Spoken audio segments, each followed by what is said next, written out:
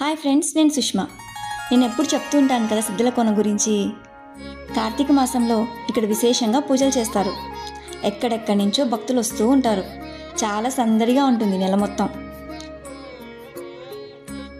4వ సోమవారం నేను నా ఫ్రెండ్ ఇక్కడికి వెళ్ళాం. అక్కడ శివాలయంలో నేను, మా అమ్మ, మా మరదలు, మా ఫ్రెండ్ అందరం కలిసి శ్రీచక్రానికి, శివుడికి అభిషేకం చేసి పూజ చేసాం. చాలా హ్యాపీగా ఉన్నింది.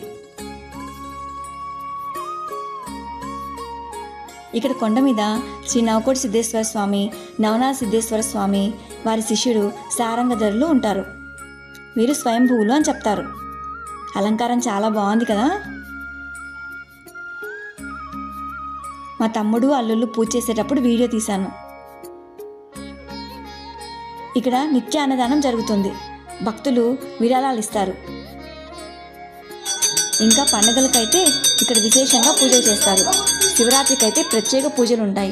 లింగోద్భవ పూజ, శివపార్వతుల కళ్యాణం, రుద్రాభిషేకం జరుగుతాయి. నెక్స్ట్ ఇయర్ కుదిరితే మాత్రం తప్పకుండా వెళ్ళండి. నేను కూడా వెళ్తాను. ఇక్కడ నవగ్రహ దోషాలకు సంబంధించిన పూజల గురించి, శివలింగ ప్రతిష్ట, నాగశిల ప్రతిష్ట గురించి, ఇక్కడున్న మరిన్ని గుళ్ళ గురించి వివరాలు ముందు వీడియోలో చెప్పాను.